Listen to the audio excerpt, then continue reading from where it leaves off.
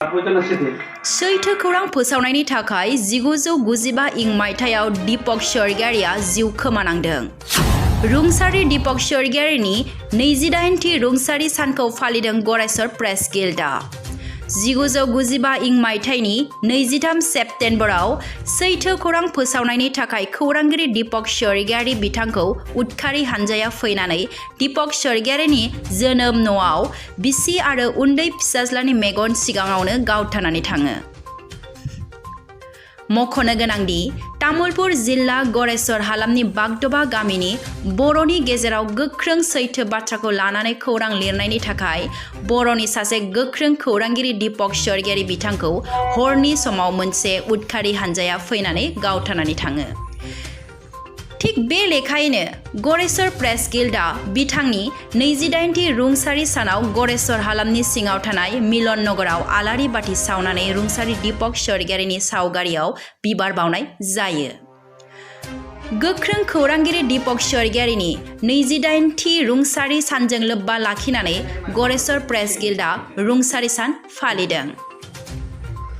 बे रुंसारि सानाव Goreswar press गिल्डनि आफादगिरिया बुंथियोदि BTR सरकारा रुंसारि दीपक स्वर्गियारिनि मुङाव बान्था फोसावनांगौ आरो दीपक स्वर्गियारिखौ गावथारनाया 28 बोसोर बारलांबाय नाथाय दिनैसिम थार बिजिरनायखौ मोननो हायाखै होननानै बुंथियो।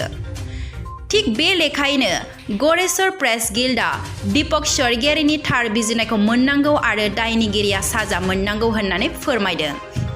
दिनै 28थि रुंसारि दीपक स्वर्गियारिनि रुंसारि सानाव मोनसे गोनांथार बाथ्रा फोसावनानै होयो गरेस्वर प्रेस गिल्डआ। बे बोसोराव रुंसारि दीपक स्वर्गियारिनि मुङाव सा 5 सुबुंनो गोख्रों खौरांगिरि बान्था होनाय जागोन होननानै फोरमायदों बिथांमोना। সাংবাদিক দীপক স্বৰ্গীয়াৰী গুৰেশ্বৰৰ এগৰাকী সাহসী সাংবাদিক আছিল আৰু তেখেতৰ মৃত্যু এক অভাৱনীয়ভাৱে আততায়ীৰে হৈছিল আৰু 1995 চনৰ 23 ছেপ্টেম্বৰত অজ্ঞাত আততায়ীয়ে পত্নী আৰু পুত্ৰৰ সন্মুখতে গুলীয়াই হত্যা কৰিছিলে।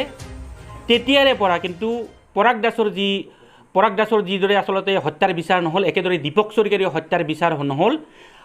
হত্যাকাৰী আজি পৰ্যন্ত চৰকাৰে ইয়াৰ বিচাৰ কৰি উলিয়াব নোৱাৰিলে, শাস্তি প্ৰদান কৰিব নোৱাৰিলে। তাৰ বাবে আজি 28 সংখ্যক মৃত্যু তিথিত আমি চৰকাৰৰ ওচৰত দাবী জনাইছোঁ দীপক স্বৰ্গীয়াৰীৰ হত্যাকাৰীক যাতে বিচাৰি উলিয়াই বা চিনাক্তকৰণৰ যি ব্যৱস্থা কৰে তাক ব্যৱস্থা কৰিব লাগে।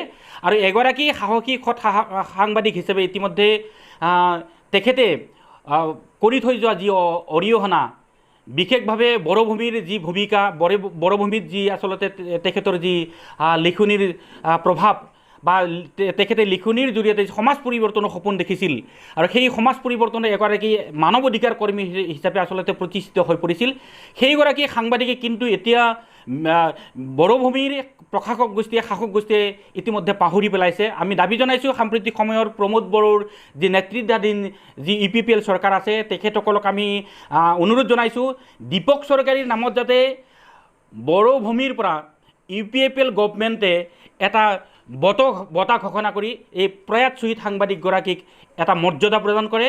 তাৰ বাবে আজিৰে 28 সংখ্যক মৃত্যু দিৱসত আমি গুৰেশ্বৰ প্ৰেছ গিল্ডে দাবী জনাইছোঁ। নিৰ্ভীক সাংবাদিক দীপক স্বৰ্গীয়াৰীৰ আজি 28 সংখ্যক মৃত্যুবাৰ্ষিকী।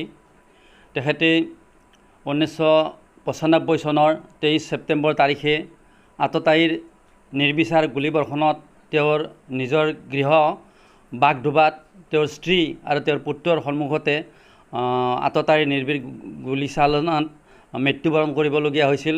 গুৰেশ্বৰৰ এজন নিৰ্ভীক সাংবাদিক আছিল তেখেতে গুৰেশ্বৰ পূৰ্বৰ প্ৰেছ ক্লাবৰ প্ৰতিষ্ঠাপক সদস্য তথা কাৰ্যনিৰ্বাহক সদস্য। আমি তেখেতৰ মৃত্যুবাৰ্ষিকী প্ৰতি বছৰে পালন কৰি আহিছোঁ। এইবাৰো আমি গুৰেশ্বৰ প্ৰেছ গিল্ডে আড়ম্বৰপূৰ্ণভাৱে নহ'লেও কিছু অনুষ্টুপীয়াকৈ তেখেতৰ মৃত্যুবাৰ্ষিকী 23 সংখ্যক মৃত্যুবাৰ্ষিকী আমি গুৰেশ্বৰ মিলন নগৰত আমি অনুষ্ঠিত কৰিছোঁ। গতিকে তেখেতে 23 বছৰে তেখেতৰ মৃত্যুৰ কোনো সুবিচাৰ নাপালে অসম চৰকাৰ তথা পূৰ্বৰ BTC চৰকাৰ বৰ্তমান BTR চৰকাৰৰ ওচৰত আমি দাবী জনাওঁ তেখেতে 23 বছৰৰ পিছতো যেন তেখেতে যি মৃত্যুবৰণ কৰিব লগা হৈছিল নিৰ্ভীকতা লৈ গতিকে তাৰ যেন সুবিচাৰ পায় গতিকে সেইটোৱে মই আশা কৰিছোঁ